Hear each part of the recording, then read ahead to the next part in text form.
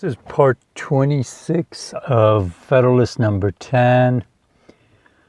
We've got 2 paragraphs left. I'll start with, hence it clearly appears that the same advantage which a republic has over a democracy in controlling the effects of faction is enjoyed by a large over a small republic, is enjoyed by the union over the states composing it. So not only a large republic is better than a small republic in controlling factions and groups.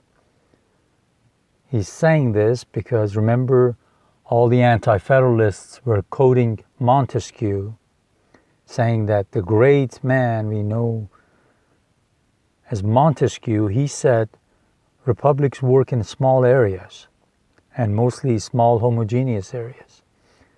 Madison says, from what we've looked at, large republics work better with the constitution we've written, with the way we've formed our government, with the way we've divided powers, with the way we've checks and balances, independent judiciary. And also, a union, by extension, a union will work better than just one state, because a union is a combination of 13 states or more states. So union will be better, will be advantageous to your for your future happiness.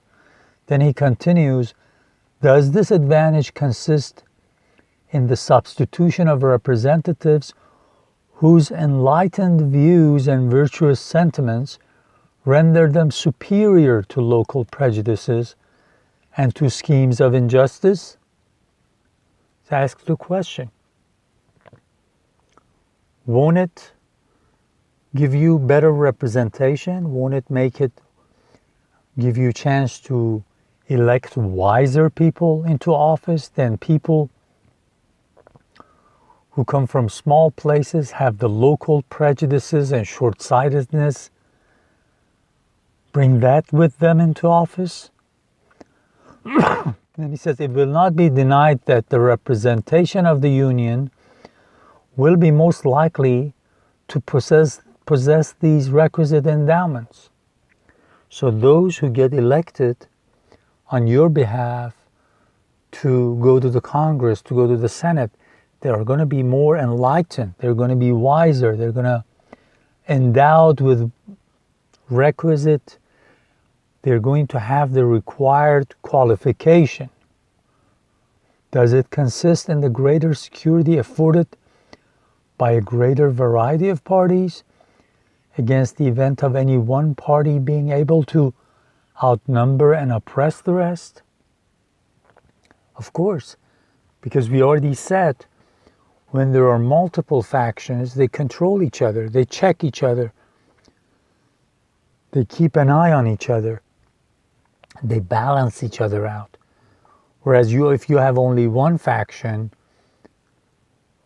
let's say you have one majority in a state, in an area, they can violate the rights of the minority because there's only one other group they got to compete with. But when you have multiple groups that they have to compete against, then you'll see things balance out. It won't be one-sided. He says, in an equal degree, does the increased variety of parties comprised within the union increase the security? Does it, in fine, consist in greater obstacles opposed to the concert and accomplishment of the secret wishes of an unjust and interested majority? Here again, the extent of the union gives it the most palpable advantage. So he says, by extension, when you look at all the factions inside the union, inside the 13 states, they balance each other out rather than one party dominating the other. Because when you look at the 13 states, you're going to have areas that are going to be focused on trade and commerce. You're going to have areas that are going to be in planting,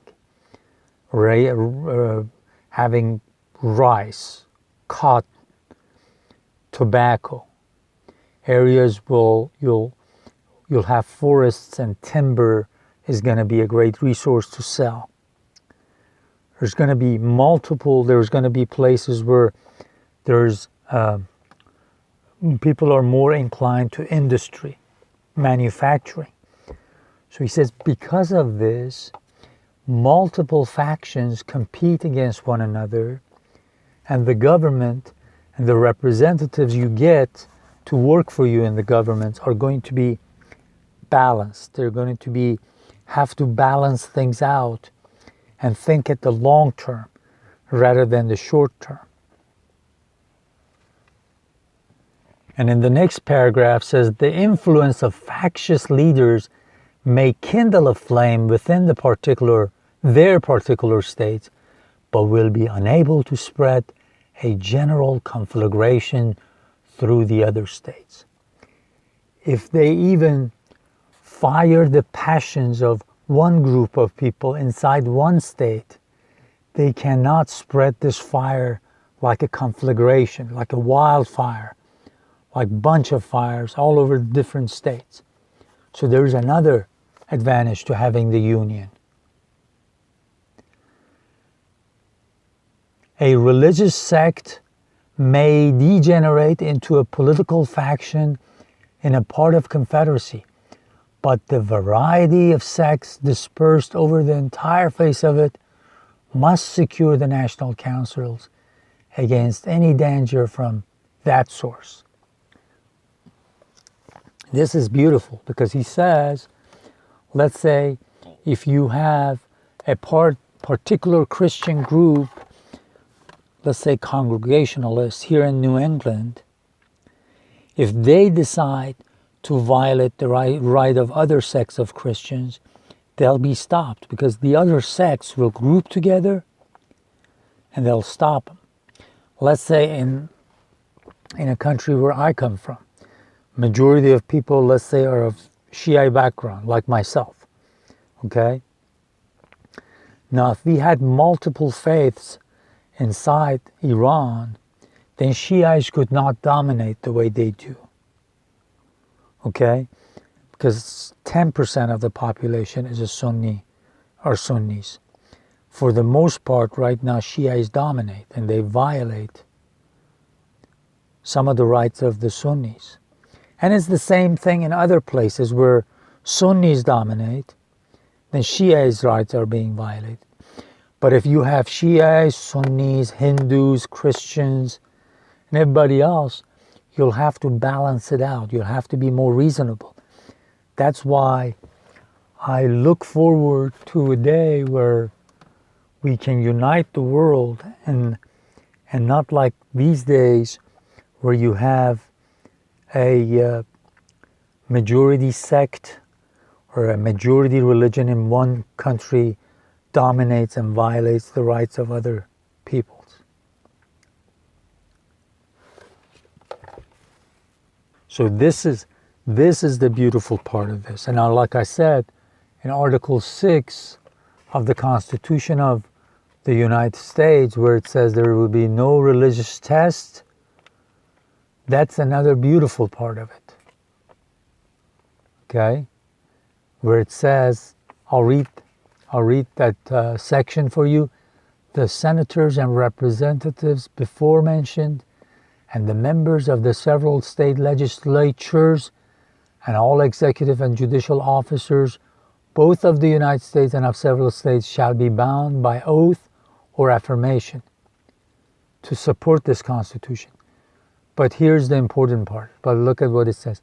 But no religious test shall ever be required as a qualification to any office or public trust under the United States. Now, this only applies to the federal government. Just keep that in mind. He says for people who are going to be elected or appointed to the federal government, no religious test. shall be applied. And that's one of the most important parts of this Constitution. People look at different parts of the Constitution as important. I think for a diverse society, that's one of the most important things you can do. All right, let's see. And the last part of that paragraph is a rage for paper money, for an abolition of debts, for an equal division of property, or for any other improper or wicked project will be less apt to pervade the whole body of the Union than a particular member of it, in the same proportion as such a malady is more likely to taint a particular county or district than an entire state. Remember, this is the part that I said it's very important. One of the main reasons that this Constitution was written was because in different states, paper money was being issued, money that was not valuable at all, that had lost its value, and creditors were being forced to take that. So he says, once we accept this union, because of Article 1, Section 10, we bar states from printing money, and this way, countries' credit, states' credit will not be violated. People will get their money. America's credit will be intact. And also, at the same time, they don't mention it here, but all the creditors, a lot of the higher-ups, a lot of wealthy people will get their money, put it in their pocket. So don't forget, he says, if somebody, let's say in Rhode Island, they mess things up, it's not going to spread all over the country. So that's another part of why this Constitution, why this union is good for you.